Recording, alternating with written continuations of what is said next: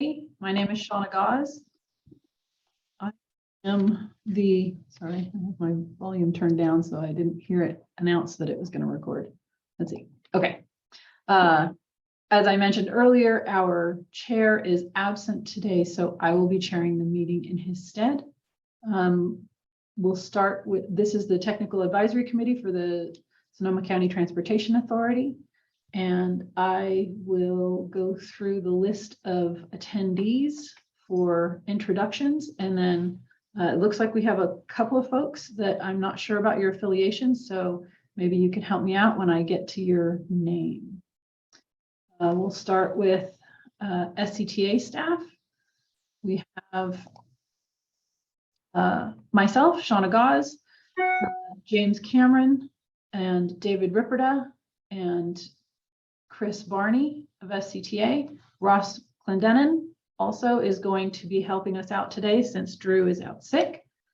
And with the rest of the participants, let me pull up that list here. Steve Brittlebaugh, member of the public and representing, I'm going to say, Transportation Land Use Coalition. Okay.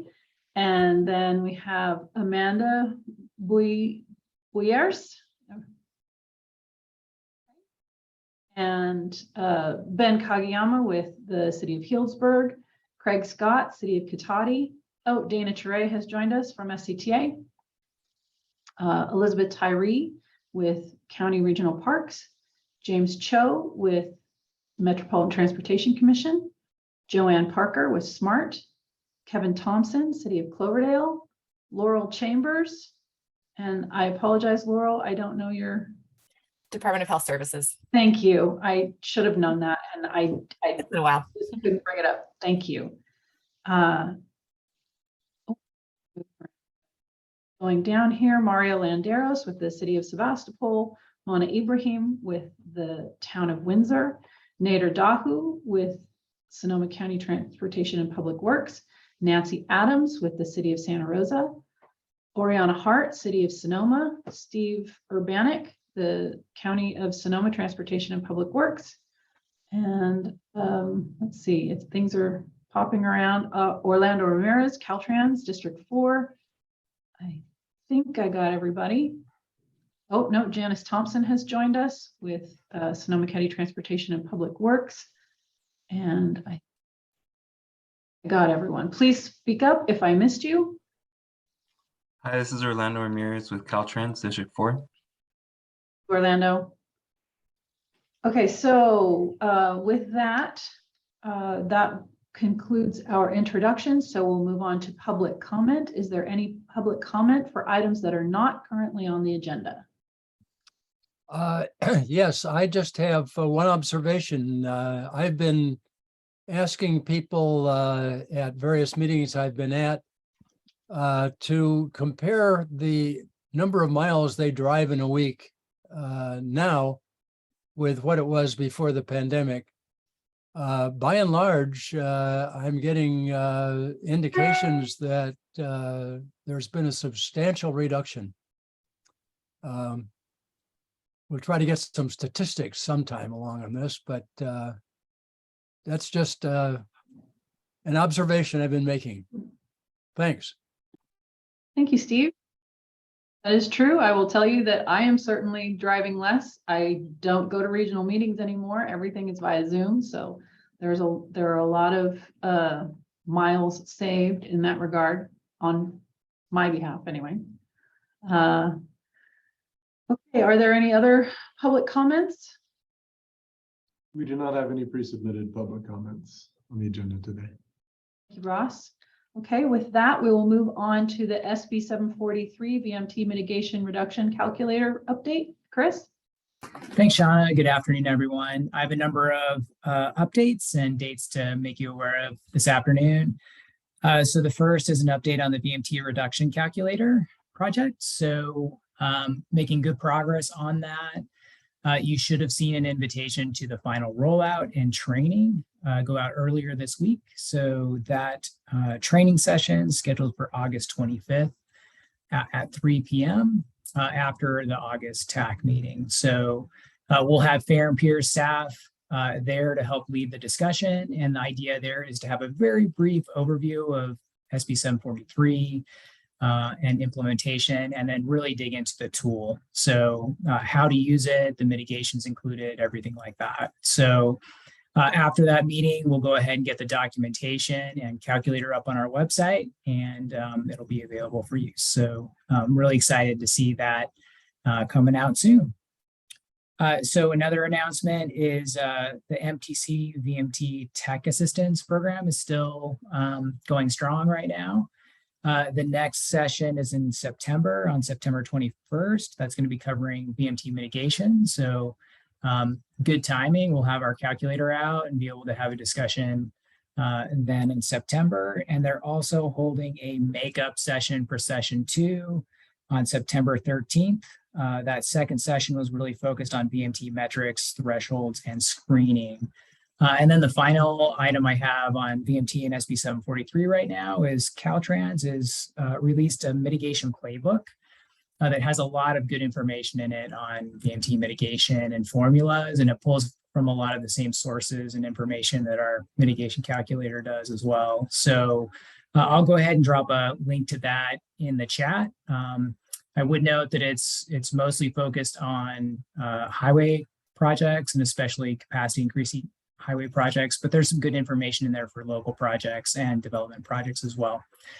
So maybe something to just have in your saved on your network somewhere as a reference. So I'll go ahead and add a link to that, and happy to answer any questions.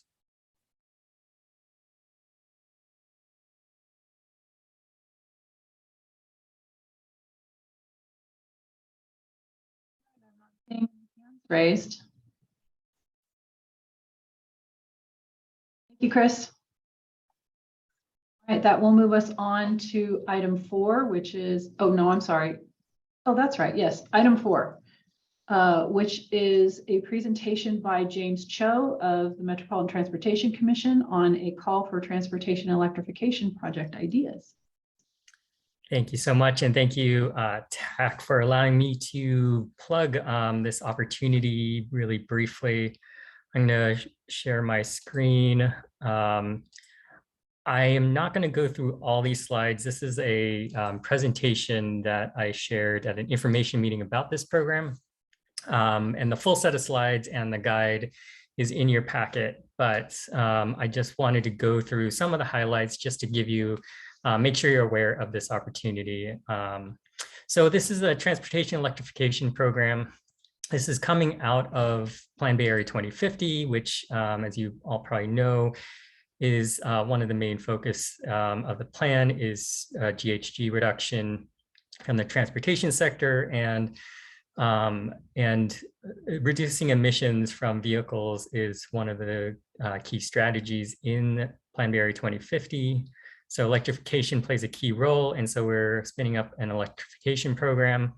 The goals are, of course, greenhouse gas emission reduction, but also improving equitable access to clean transportation options, really addressing gaps. We know that there's a lot of interest in funding and the market is shifting for electric vehicles, but we want to be able to play a role in addressing some gaps and barriers that remain in adoption of electric vehicles, rolling out charging infrastructure, and also increasing access to electric mobility options. So e-mobility, which includes scooters, electric bikes, car share. And then we're also seeking sort of opportunities to find replicable and scalable solutions that can sort of support electrification across the region. So we're issuing this call for project ideas. I would think of this as in some ways as a needs assessment for the region. We want to get a sense of what are the needs and opportunities for electrification, what are some barriers in addition to cost, what are some other barriers, where are local jurisdictions at in terms of supporting electrification options, what's the funding availability and need. And all of this was to help inform the development of some regional programs, which we anticipate including a grant program. So we're collecting these ideas through a letter of interest process. So this is an online form through a SurveyMonkey form. Public agencies can submit an idea. If there are partners who are not public agencies, you can partner with them on projects. And this information is supposed to be relatively high level and simple to submit. This is not a grant application as of yet. Like I said, we're going to be looking at the information we get to inform the development of programs like a grant program. But we anticipate this being able to be used as a sort of a pre-application to give us a sense of what the need is, but then also to be able to reach out to project sponsors, LOI submitters, if we think that there's an idea that it matches an eventual regional program that we develop. I list a number of ideas. These are just examples to give you the sense and the breadth of the ideas that we're accepting. Could be in planning or policy adoption, thinking about charging infrastructure projects, which I think a lot of the submissions we get will be about, but also thinking about innovative pilots, fleet conversions, again, electric mobility programs, outreach and education. We've heard there's interest in like workforce development. So again, this is a broad opportunity to submit ideas. And based on what we see, we are hoping that will shape the programs that we are able to offer. Again, we're taking these ideas through this LOI form online. And so the deadline for this LOI submission is August 10th, which is coming up. We'll be taking those, we'll review what we get. We may follow up with some of the proposers to get more information as needed. And then we're hoping again to develop some programs out of this. So that was a really quick run through, just to give you a sense of this opportunity. I'm happy to take questions.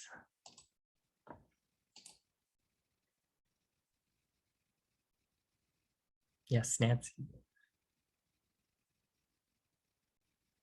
Go ahead. Yeah, I think can you hear me now?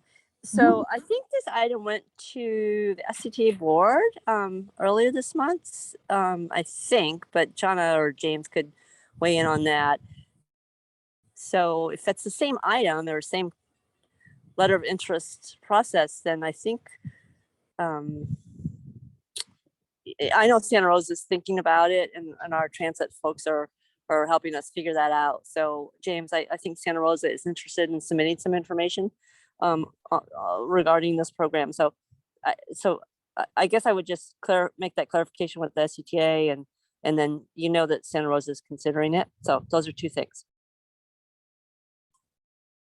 Great, thank you. I'm glad to hear that it maybe got out. The word is getting out there. Thanks, Nancy. I believe you're correct. I believe it was an item that Tanya had taken under RCPA, but Tanya's out today, so she was unable to be at this meeting. So Nancy was also presented at the PAC. The planners saw the same information. I see Steve Bertelbaum has his hand raised also. Yes, our experience is that the biggest problems are with tenants in apartment buildings, particularly low-income tenants. There are just a lot of issues with buildings that don't have sufficient power in their internal system. And I'm wondering if this is broad enough to cover those kinds of issues, in which case the planning departments ought to be solicited about it. Yeah, so supporting, we anticipate there being possible interest or programs developed around supporting multifamily residential buildings, because that remains a gap in terms of where investments are going from the private sector. And so anticipating sort of a supporting multifamily residents or, or low-income residential units in supporting how they can get access to clean clean mobility options. And like was mentioned, I have presented to the planning directors for Sonoma County. So hopefully some of those ideas may come through. Would this take the form of incentive programs for builders or for project or property owners that already own those types of buildings, or would it be in the building and planning stage? It could be in terms of, a specific, I can imagine, folks presenting projects such as supporting actual, just like getting charging infrastructure in some of these, either in some of these multifamily residential properties or in areas that could be shared public access charging. There are various potential opportunities. It could be on the policy development side. To set expectations though, I'm saying that we're accepting all the breadth of ideas. We're going to be restricted on sort of what's kind of eligible from our funding sources. This is largely going to be funded through federal programs. And so there's a lot of, restrictions around that. But we're hoping that just by understanding what the needs are, we can either, direct incentive programs might be possible, or other sort of technical assistance opportunities might happen. Thank you. I'm not seeing any other questions for James. Thank you again for coming, James, and presenting this. Yeah, and if there are not other questions about this, I want to plug one more thing that's a little bit off here, but it's being announced today. Hopefully some or all of you get announcements, emails about this. But I'm also managing a parking management program. So we're anticipating a grant program around parking, supporting parking projects around parking and curb management. And it includes, supporting capital projects. So it could be, parking meter equipment, curb management programs, supporting, parking enterprise programs. And this is all around, this comes out of our climate initiatives and reducing GHG emissions. And so it should be aligned with those regional goals, similar to, what's in Plan Barry 2050. More details, I'll pop in a link to a webpage where you can see the information about it. And I'll be hosting an information meeting about this in about a week and a half. You can find the links to register for that meeting in that same link that I'll post. I see Steve has a question. Go ahead, Steve. Yeah, thanks. James, thanks for the presentation. You touched on this a little bit, that you think funding for this is going to be on the federal side, and it's likely to come out of existing pots of money. Have you guys sort of thought about what size pot we're talking about here, or is these letters of interest going to help you define it? They'll probably both, but I'm just wondering if you guys have kind of had some thoughts about, how big this bucket might be. Yeah. So yes, a little bit both. We're going to see what we get, and there could be sort of projects that are smaller than we might be funding through, say, a federal program source. But we still want to be able to support, projects of all size or sort of needs of all size. With the federal program money, we're anticipating potentially a lot of money from the federal infrastructure money that's coming through. We're getting more information about this new carbon reduction fund that's going to probably give us, significant amount of funding through this cycle. And it's going to be through our OBAG 3 program. And so typically, if these grants come through that program, they range from a minimum of 250K projects, which is why in this electrification call for project ideas, we're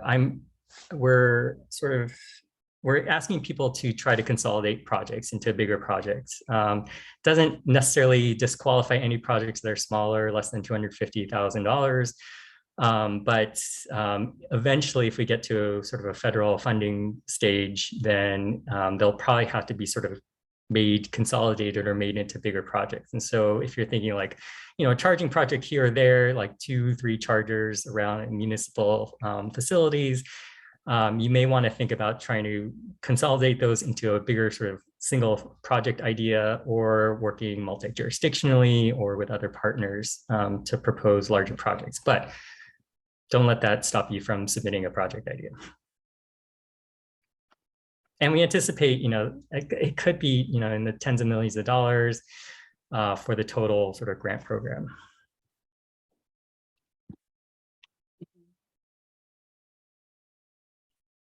Not seeing any other hands raised.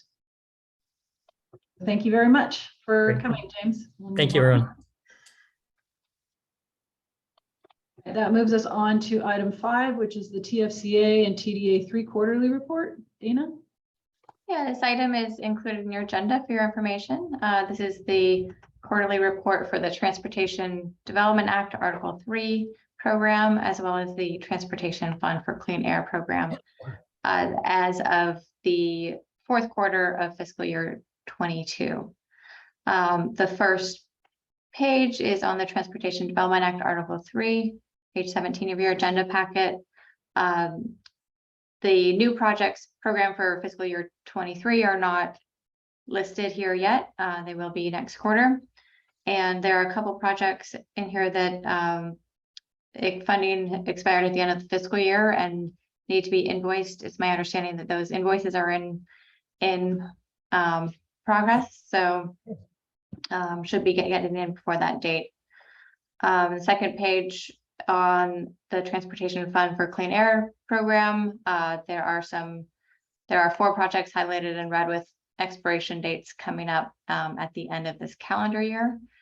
And my understanding is that those project sponsors are aware of those upcoming deadlines. I'm happy to answer any questions anybody has.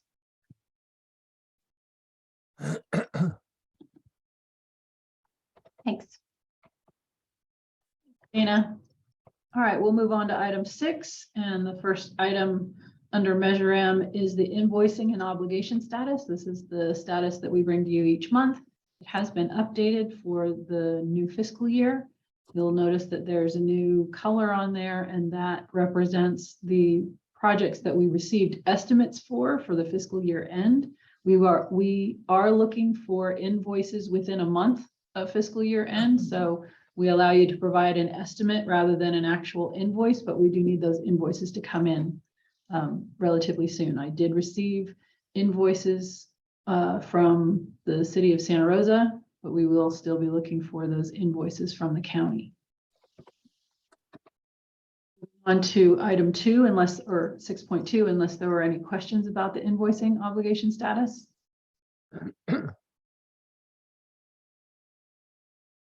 Seeing none, we'll move on to the reminder, which is just that. Oh, hey, Shauna, sorry. Yeah, I go was ahead, Nancy. So I was sending a message here that to our parking manager on the link that James sent me. So did you say you received our estimate for our invoicing? Is that what you said? I received your estimate and I received your invoices earlier. Excellent. I believe it was yesterday or the day before. Perfect. That's just what I was going to add on. Thank you, Shauna.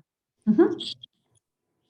So for item 6.2, this is a reminder that fiscal year 21-22 has drawn to a close, and that we will be looking for your annual reporting letters on September 15th. Those reporting letters apply to local streets projects, local bus transit, local streets rehabilitation, bike ped, and rail. Rail, I don't think needs to report out on anything since they haven't been dispersed any funding recently, but it does, the reminder does apply to all of them. I would also like to mention under item 6 that the strategic implementation plan is completed, approved, and printed. And so we do have copies to send out. I would like a show of hands for anyone who would like a printed copy. The document is, of course, available online for those of you who don't use paper anymore and prefer to have it digitally. It is available on the SCTA website under the library tab of our website. But if you would like to have a copy of the strategic implementation plan, please raise your hand either physically or digitally so that I can keep track of who I should be sending those out to.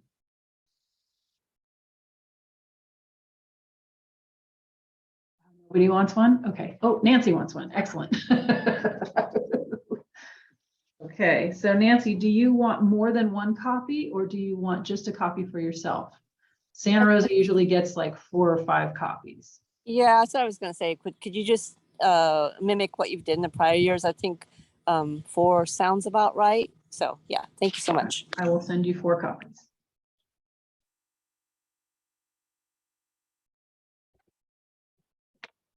Okay. Santa Rosa is the only one that wants a physical copy.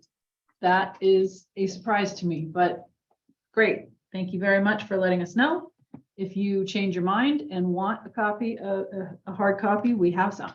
So just let me know, reach out to me electronically and I will send one along.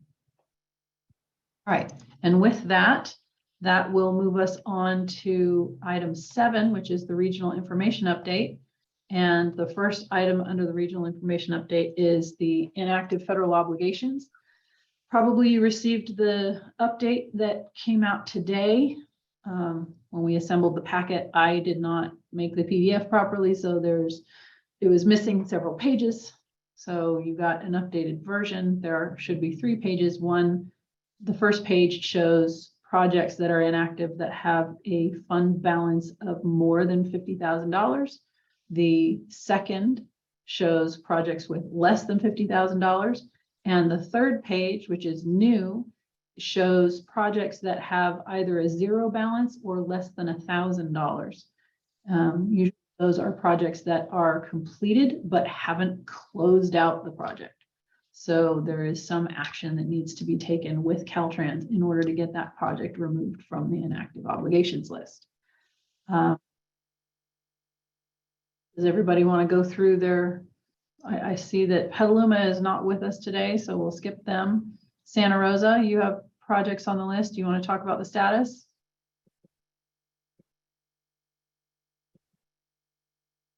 I think you're talking about that Safe Routes to School one. Is that the one, Shauna? I don't have it in front of me. I have to pull up the updated version. And if that's the Ross, one, can you pull up the updated version for me? okay. All right. And share. The heck is that? Oh, never mind. Sorry. I'm talking about, Santa Rosa, you are on the, yeah, it's the various schools within the city of Santa Rosa Safe Routes to Schools project, Nancy. yeah. So, this is back in, it's 10 years ago, right? And this is what, do you remember when Julie Gonzalez was with the Santa Rosa? She was the outreach marketing coordinator at the time. And there was a conversation and I've talked to Ken. I don't know what I don't really have a good answer to her. It's done 10 years ago. And I think what ended up happening was that Julie, of course, she left. So it never, I don't think Ken ever really told Julie what she needed to do. Right. So yeah, I don't really, yeah. So I really don't have a lot of information other than Julia didn't know how to address whatever it was Ken was looking for. And Ken was not helpful to her to help figure it out. And then she left. Right. And so, 10 years ago, I don't think there's any money.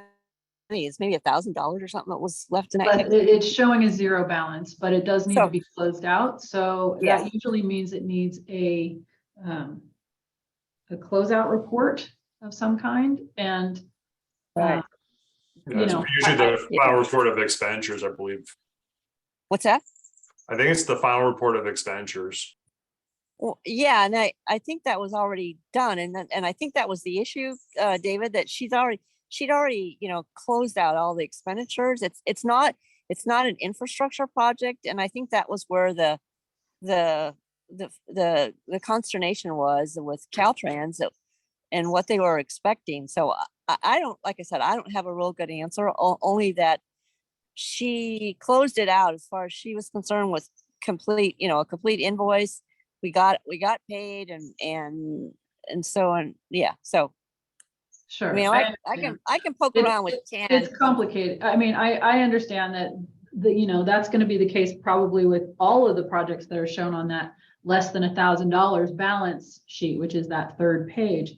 But Right. what it comes down to is we have an obligation to get these projects removed from the list. We're still receiving federal funds on other projects, and this is an outstanding item that needs to be addressed.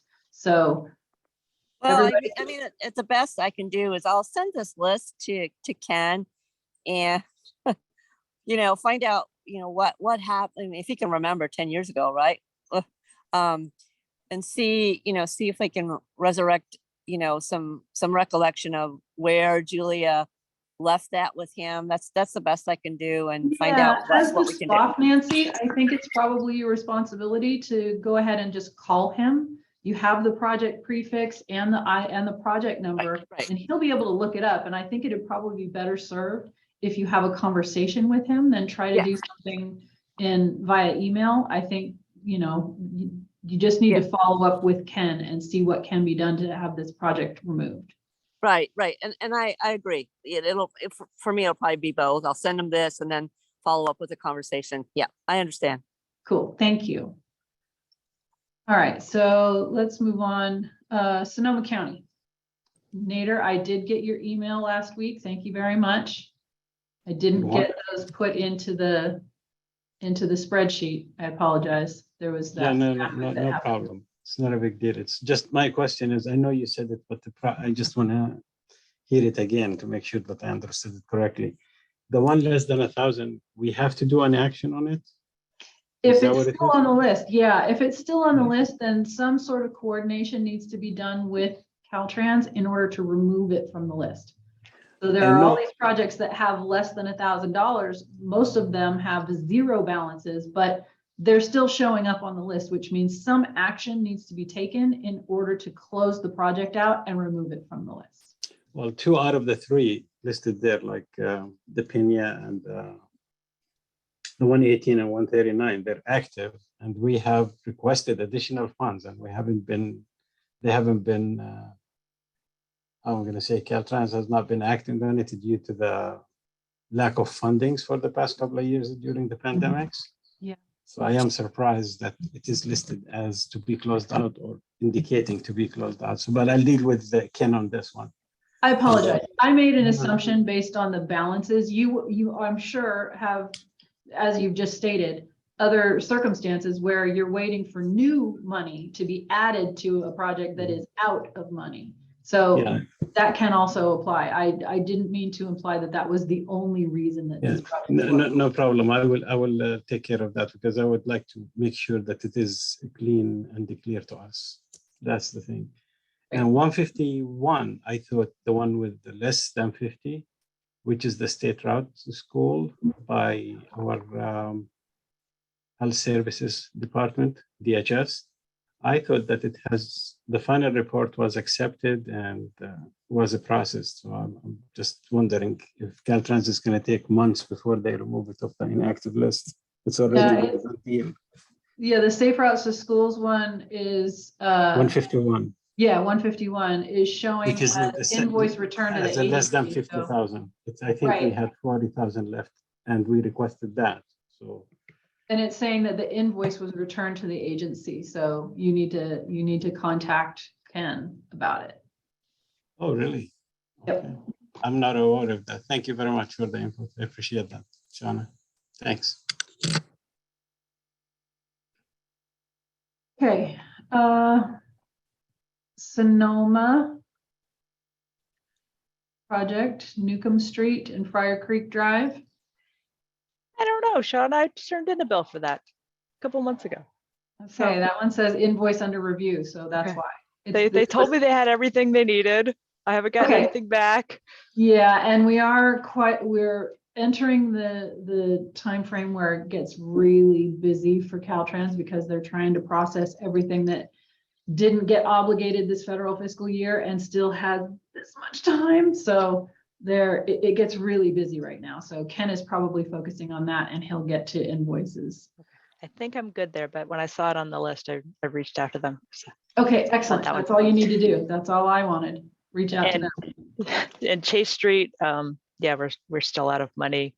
Ken tells me that we're obligated for construction funding next year. So Fantastic. we were moving forward as such. We just re-released our RFP for construction management. So That's great. Thank hopefully. you.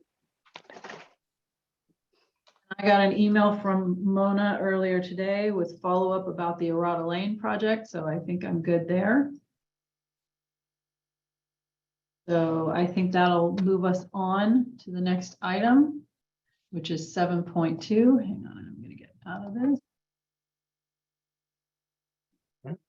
Well, thanks, Shauna. So for those of you that didn't hear, we were successful in receiving a $24.8 million TIRSIP grant, the Trans-Interstate Rail Capital Program.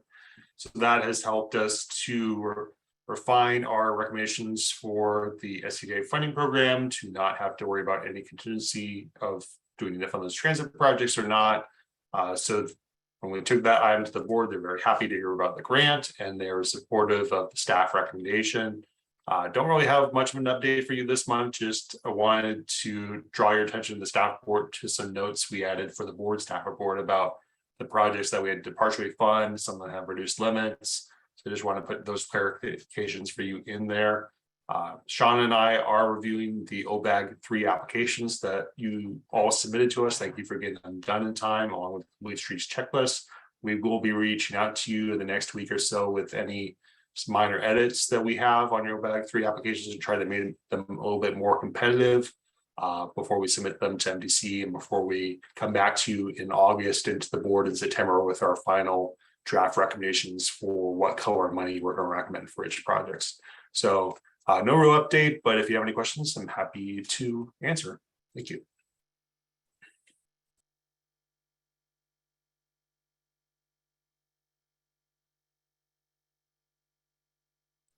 And Nancy. Yeah, I just wondered, is this item gonna come back to the TAC again? Right, we'll be coming to you in August with our final draft recommendations, and I believe it's Thank you. August 25th. Yeah.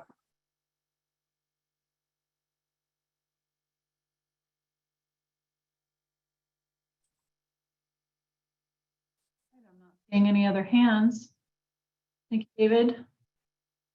I'm gonna scroll back up. I apologize. Loaded. So that moves us on to item 7.3, which is Safe Streets for All grant program. And believe, oh no, she's here. So I'm gonna turn it over to Chris or Janet, whoever's gonna handle this item. Right. Looks like Janet's there. I can weigh in if you need me to, Janet. Hi, yes, Chris, go ahead and give the staff report. And before he does, I'm just explaining that for anybody who doesn't know already, I'm retiring from the SCTA. My last day is August 12th. And so this particular item, Safe Streets for All and Vision Zero in general, will be delivered to you by Chris Barney, who will be managing that program from now on. Thanks, Chris.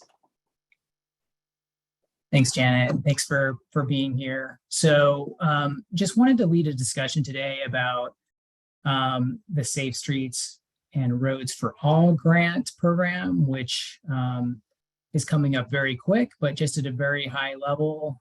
There's $5 billion of federal funding available over the next 5 years to fund Vision Zero and safety related projects. So there are two different categories. One focused on Vision Zero action plans and enhancing existing plans and creating new ones, and then implementation as well. So building projects, implementing programs, things like that. So we have a few ideas at SCTA on different projects we could submit a grant for, but just wanted to hear from folks if anyone else is considering submitting anything or if you have any ideas. So right now we're developing some concepts, but from a high level, we're thinking about building on the work completed as part of the Vision Zero action plan and requesting some funding to help get that plan adopted at the local level, identifying projects on the high injury network and intersections in local road safety plans that could be targeted for implementation later on. And then doing some additional data collection focused on equity, sidewalk gaps, and then trying to come up with some automation for reporting and tracking. So we have a data dashboard in place, and coming up with a way of tracking progress for each of the jurisdictions at the countywide level. So that's what we're thinking right now. So I'd love to hear comments and thoughts from you all, and if you're planning on, if you have any ideas for your jurisdiction. Thanks.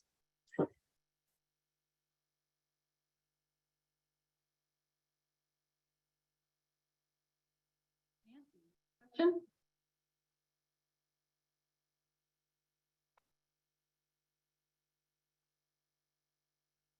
Oh. You're on mute if you are speaking.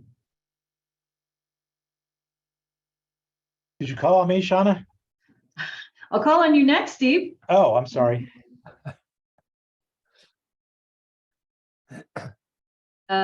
Steve, if you have a question, please go ahead, because I do. I want to know who the hell approved Janet retiring when she's so dang young and hasn't really executed the full breadth and depth of her career. I mean, what are you doing, Janet? Sorry, Chris, I'm ignoring your Vision Zero thing because that was a bomb, Janet. You just can't flip that on the table and just kind of hit mute and walk off. I really wanted to, though. I've done 5 transportation plans. That's enough. But really, we are trying to gauge interest in this grant program because it will happen again next year. And so we feel like we might be in a better position to kind of develop a list, get a grant for supplementing the action plan to develop a list of projects, and really kind of get our ducks in a row to truly implement Vision Zero, perhaps next year in the next cycle. So we're sort of trying to get an interest, like, are there communities that are gung-ho with projects ready to go with this grant program? I see a lot of hands up. I'm sorry, I'll step back now. Steve, why don't you go ahead, Steve Bertelbaum? Yes, it strikes me that the most important thing that can be done to reduce fatalities and injuries is to reduce speed limits. And this is something that takes, quite a bit of effort, and I expect in the planning departments, but I just don't know how the cities are set up to reduce speed limits. We need one to take the lead, and then everybody else can copy it. So I'd like to see something developed in that area. There are some problems with the status of state law on this. Laura Friedman passed a bill last year or the year before that opens the door to reduce speed limits, but there were some steps that need to be taken, I think, both at the state and regional level to really make it happen. So the first city that starts to push this through is probably going to be a trailblazer. Steve? I'm going to go to Mona Ibrahim now. Go ahead, Mona. I just had a general question about the implementation projects, because our LRSP was very data driven, and a lot of the locations that had issues are not they wouldn't constitute a big project. And I understand that it's like at least a minimum $5 million for an implementation project. And even if we adopted, so we decided we were going to try to adopt the Sonoma County Vision Zero plan, but that doesn't have specific projects either. It just has a goal to maybe close gaps in the bicycle and pedestrian network, but not a specific location. And we didn't, nowhere in Windsor had a high injury network location, so we can't use that either. So is that generally enough? Just saying something like that for the Vision Zero plan or something similar like that in our local road safety plan to qualify as an implementation project? I didn't know if anybody had any clarification on that, or does it have to be a specific location and plan that's outlined in the local road safety plan?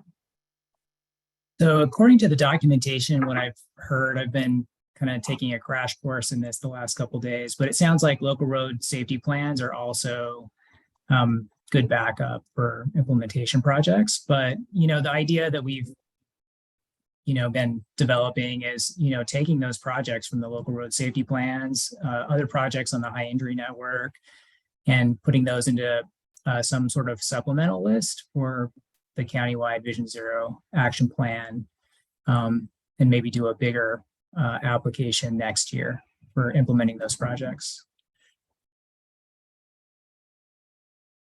I'll keep learning as well, Mona. If you have any other questions, let me know. I'll try and get answers on those. And sorry to jump in again, but from the beginning, we've been feeling that the best kind of application would include all of your projects. It'd be one large application with a number of partners, that being you, with projects that are explicitly listed in the action plan. Okay, so that was my question is, does the project have to be explicitly listed? So That's my understanding so far, yeah. And so that's why we're suggesting that we create a supplemental action plan that would have a list of projects. Amanda, let's go to you next.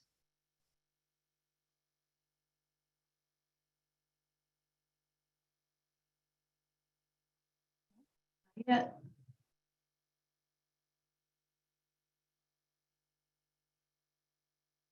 There you Hi, go. can you hear me? Yes. Okay. I have a new headset, sorry.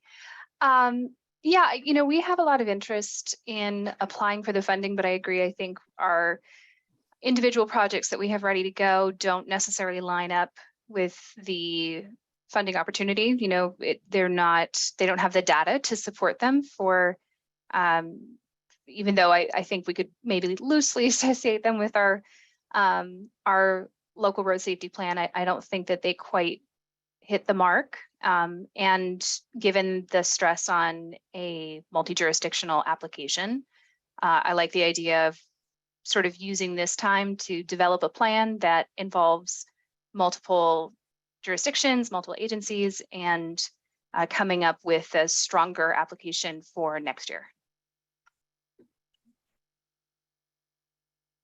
We'll move on to you.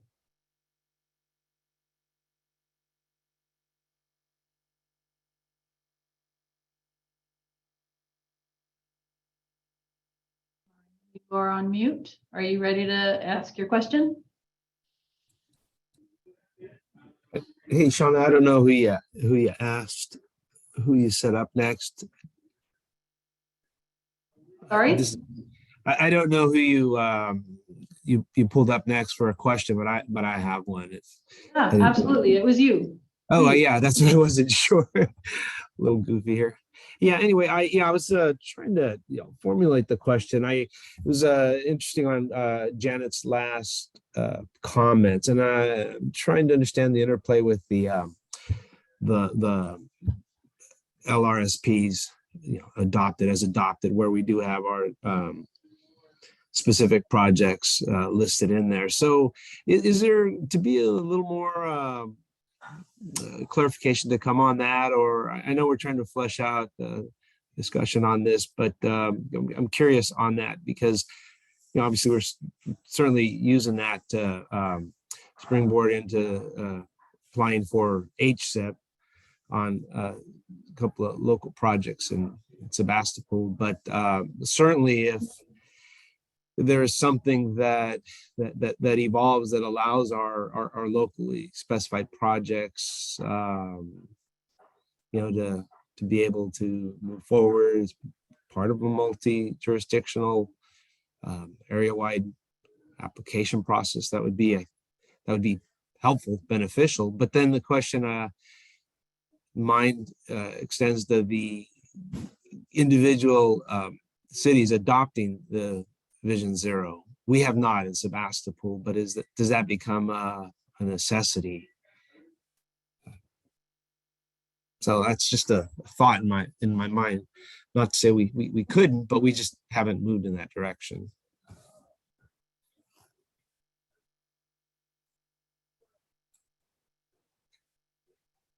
I can research more on that, Mario, and get back to you. And, you know, the intent was also to include a little bit in there to help you adopt the action plan if you'd like to. Okay. Yeah, thanks, Chris. Come back to you. Are you ready to ask your question?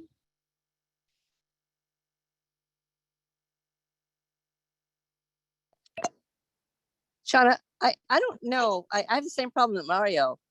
I don't know who you're calling on. You when you get back on, the name, you just, all we hear is, are you ready to ask your question? We don't know who you're asking. Oh, all right. I apologize. I'm saying your name and you're not hearing it. So I will try to give it a little pause before I start speaking again. Nancy, yes, we're calling on you next. Okay, thank you. So Santa Rosa is probably going to be submitting something for this round. So independent, but I think it's a great thought to look at, you know, collectively, especially for infrastructure projects, because it is a minimum of $5 million. And that's a heavy lift. That would take a lot for the county as a whole. So yeah, so just we're on course to submit something for this round. Great, thank you. Laurel, did you have a question? Laurel Chambers? Hi there, everyone. Laurel Chambers, Department of Health Services. Good to see everyone again. Department of Health Services, I was involved with the planning grant for the action plan, and just wanted to throw it out there that Department of Health Services, especially behavioral health, and the DUI program would be interested in partnering on any kind of joint application. We did not have, kind of ran out of time to really get all of the feedback and integrated from that side and really build out the impaired driving section of the plan with everything that they're doing, and really dive into that before the action plan had to be finalized. So if there's an opportunity to beef up that section, I know that behavioral health would be interested in contributing and helping out with that. And certainly Department of Health, you know, on my side, the public health side, we're also interested in helping however we can. So that's all. Laurel? I don't see any other hands raised. Are there any other questions for Chris about the Safe Streets for All program? No, not a question, Shauna, just a comment. So the city, Rob and I went to the council Tuesday this week, and the council adopted both the Vision Zero plan and our local road safety plan. So we're golden. Great. For letting us know. If you could provide us with that final document that's been approved, that would be great. Yeah, I'll let Rob know. Thanks. Yeah, and I just say thanks for all the feedback and comments. And if you have any follow-up questions or comments, please email me. Appreciate it. Hey, Chris. Hey, Shauna, just to jump in on this one briefly before we move on to the next one. So our TERSIP application was very successful, right? And what made that successful was that collaboration, right? And all of these grantors like to see that. So Nancy, I would just encourage you to reach out to anyone on SCTA staff, ideally Chris, but it can be me or Shauna or David, and talk about your application, because if we do a joint application, I think we'll all be more successful together than we are separate. I'm just trying to echo, the points that Janet was making. They're really good points. Thank you. James? I'm not seeing anything to add to that discussion, so we'll move on. Thank you all for your input. We'll move on to item 8, which is simply a reminder that the August SCTA board meeting has been canceled. So the next SCTA board meeting is on September 12th. We will bring you that agenda at the August meeting of the TAC. I would move us on to the roundtable discussion of other grants being pursued. This is something that we'd like to see as a standing item. We talked about it last month, but if there are other grants that anybody would like to talk about their applications, that would be great. As James mentioned, we'd like to just kind of keep track of what everybody is applying for in terms of grants, and if there are opportunities for partnership, because we do find, I mean, we got $25 million out of that TERSIP application, and that was really, that was a boon, and we're very pleased with it, and we'd like to continue to use that kind of partnership towards success in the future. So we could talk, if anybody wants to share about applications or grants that they've applied for or are planning to apply for, that'd be great. I would open up the floor to discussion.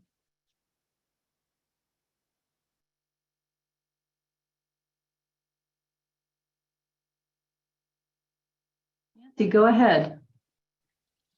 Nancy Adams, go ahead. You got it, Shauna. So, you know, this is interesting because I think there are the transit one makes a lot of sense for that partnership. What I think is, in my mind, a little bit more of a challenge are you know, the more road and bike ped projects to partner on. But you know, I mean, I think there's definitely some conversation around the last item that we just discussed about, you know, more of a county participation with the Safe Streets for All. So that said, so Santa Rosa, and James knows, we had a really great field visit with FHWA. I don't know, what's been a couple weeks ago, James. James attended, city staff attended, and we had a couple people from Caltrans and then FHWA, and we showed them a handful of our project locations. We showed them the bike ped overcrossing location, and then Hearn Avenue interchange location. And then we also showed him the Farmers Lane alignment and whatnot. So it was just an exercise in letting FHWA have a firsthand experience with where these projects would be constructed. And, you know, that was it, right? And so I thought it very beneficial, and I think it was good that they joined us for an afternoon. So it's a long conversation for me, sorry. But to James's, you know, question, you know, Hearn Avenue, you know, we're continuing to look for funding for that project, and we're going to be more than likely going for the reconnecting communities for that project. We should hear about the RAISE grant in a couple of weeks, maybe next week. But you know, that continues to be a struggle for us, and we're not, for some reason, we're just not as fortunate as, you know, other modes of transportation, bike and ped and transit. And we don't, this one doesn't always rise to the top. So it is a bit of a struggle. And, you know, we all know about this when we did the last conversation around the county, your call for projects that you just sent to the board here in the first part of the month. So it doesn't look like the bridge investment program is going to be a good result, because the bridge sufficiency rating is a little bit higher, and there isn't enough crash or collision data to support, you know, the substandard vertical clearance of the bridge or the widening of the bridge. So I think at this point, we're probably going to have to pass on the bridge investment program for the interchange, which is unfortunate. Again, it limits choices for that project. So that is that. And then we're also just getting our works together with the H-SHIP for our first corridor study for Stony Point Road, which is our, our high injury network corridor for the city. So we're going to be submitting that next month. Well, no, in September. So those are the two kind of up front for us during the last calendar part of the year. Janice Thompson. Yeah, hi, thank you. I just wanted to share that we are trying a bridge investment program application. We submitted one for our favorite bridge in the county, Laughlin Road. We have a big rig hooked on that at least once a month or something like that. So we have some data for that. We think it's a long shot, but we put in for a preliminary engineering and environmental phases grant. So we'll see how we do. That was all. Thank you. Great, thank you. Joanne Parker, go ahead. Hello.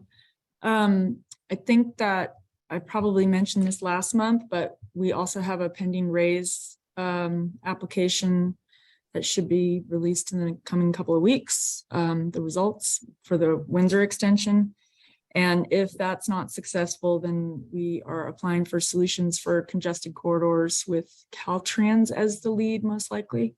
I think MTC rated the project as a tier 2 project for their priority list for solutions for congested corridors. But James, you may know more than I if you listened to the commission meeting. I didn't listen to it.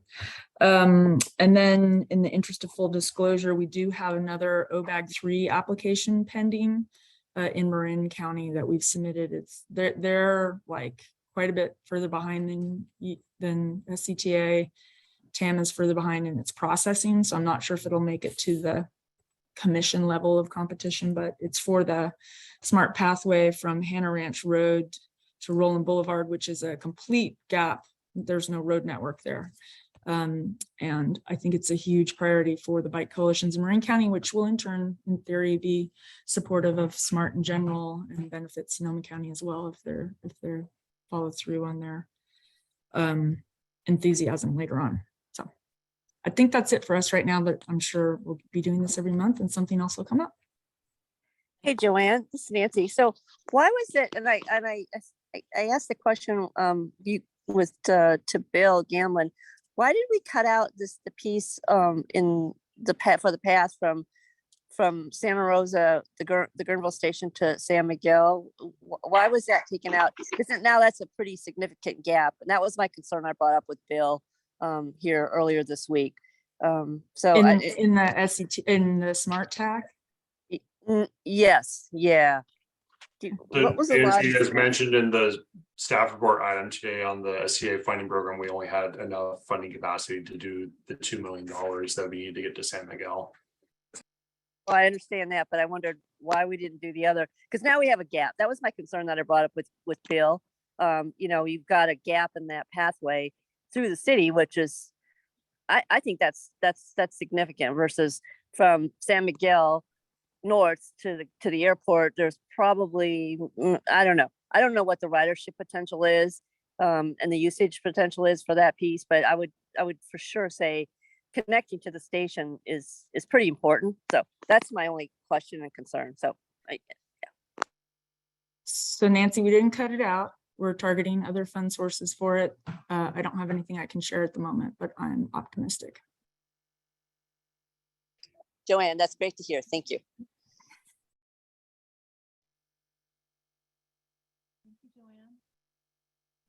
I don't see any other hands raised for the discussion about applications for other grant funding. With that, I'm going to move us on to item 10, which is a roundtable discussion on the current bid environment. If anybody is happy and willing to share about how bids are coming in these days.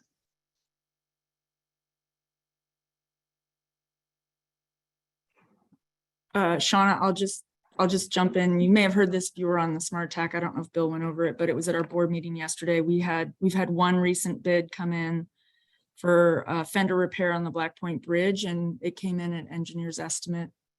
The 3 bids came, were around engineer's estimate. The middle bid was right on. So I can't speak to whether or not we've just upped our engineer's estimates by 30%, but because that was sort of a rebid process, because the first bid had more scope in it, more than we had funding available. So it got rebid very quickly and with really current information. That's fantastic news. Thank you, Joanne, for sharing. Nancy, I see that your hand is raised. Would you like to contribute? I do. I would. So we don't have that rosy of a story, Joanne, for one of our projects. So we put out the Santa Rosa Avenue bike and ped enhancements. That's the reach from Sonoma Avenue down to I don't know, just Maple, right? So the engineer's estimate, and I probably have this, I don't have all the exact numbers, but basically it came in at twice the amount. I think we had it engineer's estimate at 1.2 or something like that, or 1.5, and the bids were hovering around 2.5, so almost twice as much. So the thought is that we're gonna probably rebid that in the fall, late fall, early winter, to see if prices have moderated. But it's not. I don't know what the other jurisdictions are having or experiencing, but that was a sticker shock. We needed about $1.5 million to fill that shortfall.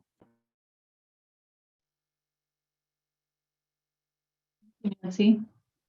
Steve, I see you have your hand raised. Yeah, we've been digging around the couch cushions and stuff like that, looking for extra quarters, because we're seeing the same kind of thing. Our bids are coming in higher, and primarily for petroleum-based products, but it's kind of translated into other items on our projects. But I think I shared this with you guys earlier in the year when most of our projects are being advertised. We got some preemptive strikes from asphalt suppliers, aggregate suppliers that said they're already attaching I think it was a 7 or 8% premium, just anticipating what oil prices are going to be. And we've seen that in the bids. So we're 10% higher, 15% higher, depending on the size of the contracts. And ours are not insignificant size projects. We're up to $20 million a year on our pavement preservation project, and so even scale sometimes doesn't help our unit prices on these projects. So it's just it's kind of a world we're in right now. I think across all items, and look, labor's getting more expensive for folks, so I think you're starting to see that stuff kind of roll in a little bit more in some of these project advertisements. Yeah. Hey, Steve, this is Nancy. It's interesting because I was just thinking about we just bid our OBAG pavement, right, for Hearn and Range. And oddly enough, the bids came in right around the engineer's estimate on that one. So it's I don't know. It's interesting, right? So yeah. Yeah, I suspect. Well, I mean, listen, we're adding contingency to our engineer's estimates because I don't want to be the cheapest guy out there. So when we advertise projects, but so it is something we're watching. And of course, in all of our projects, we have the asphalt index, Caltrans's asphalt index, so we can escalate depending on how prices fluctuate throughout the term of a project. But sometimes it benefits us, and most of the time it doesn't. So it's tough here because just from a materials perspective, we're a captured market. There's only a few suppliers, and so it's harder to get into the markets on the other side of the hill out in the valley to bring materials in. That's all I want to say about that. Okay, then we'll move on to Craig Scott. Yeah, thank you. Katati's on a spending spree. We spent I think I made the report to council on Tuesday night. Since 2014, $16 million in our roadways. But we just put out to bid in June a 5.5 mile slurry seal project, and it came in 12% below our engineer's estimate. So we were really pleased with that. And I can't speak to how much contingency and what we look. I think as for our engineer's estimate, we just went with our best guess and recent bids we've received. So and maybe the timing had something to do with that, but we've also widened the advertising. This company's out of Sacramento, and we usually get Gelati, Argonaut, those folks. And this is the first time we've contracted with pavement coatings company. Did you use any kind of just standard escalation, like just 15% up when you tried to, or was it really just case by case, kind of trying to play how you think it's going to go? It's our best guess, and I can come back with those specifics, but I don't have them. Okay. Yeah, so the engineer's estimate was 800,000, and the bids came in at the low bid was 700,000. So we have a project, and they're looking to move forward in August, middle of August. Great. I'm just trying to determine if we can establish some best practices or anything, or if it's just, it's just really just wing it. I'll take a look and report back on that, what our approach is. Thank you, Craig. Mona, let's move on to you.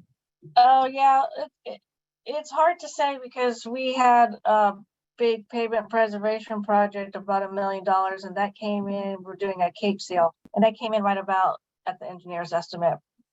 But the two smaller projects, the unit quantity prices were super high. So they came in close to 40 to 60% higher than the engineer's estimate.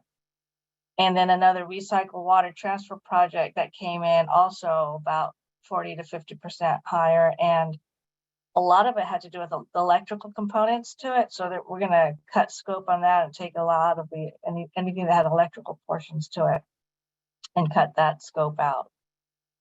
So, yeah, I don't know. That's good to know. Yeah, Jen, I'll just echo that a little bit. That's probably been one of the kind of from a logistics perspective to get materials into projects that specialty stuff. We're changing over to video camera control on our intersections and trying to get that equipment in and installed so that we have some plans that can work out the way our contractors are telling us they can't get stuff from their suppliers. So that's one of the delays we're experiencing is some of the different specialty items we have on projects that are supply chain impacted, I guess is the best way to put it. They're sitting in a box on a boat down in Los Angeles or something like that, I guess.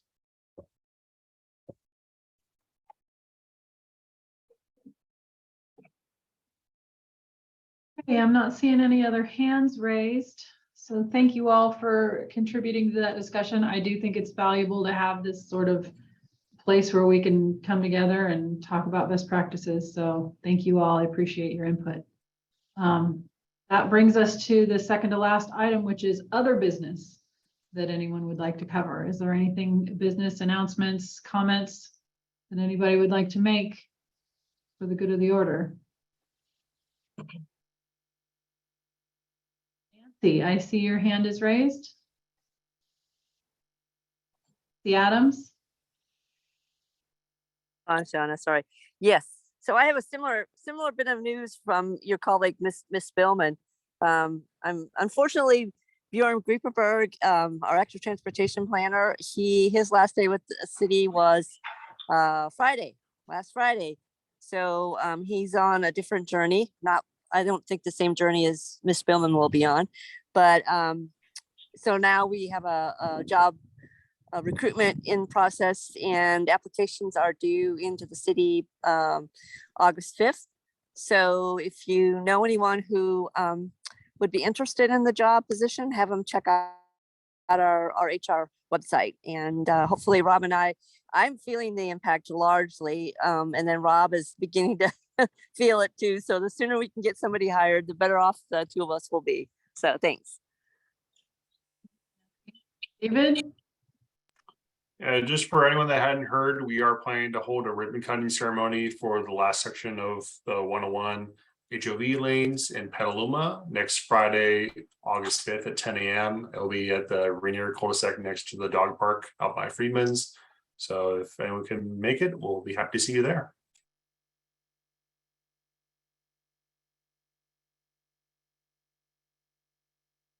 Thank you very much, David. Are you guys gonna let Janet hold a golden shovel at that ceremony? I want to see a picture of that. Only if she wants to. Come on, Janet. It is pretty exciting that we are at the final stage of widening in Sonoma County. And of course, we just had the groundbreaking ceremony last week for the very last widening segment of the whole shebang. So we can see the end. We can see the light at the end of the tunnel, and it is pretty exciting news. All right, with that, I'm not seeing any other hands raised, so I'll thank you all for your time and energy, and we will see you next month, where we will be discussing the SCTA funding program draft final recommendations to the board. Thank you all for your time. We'll see you next time. Thank you. See you. Thank you.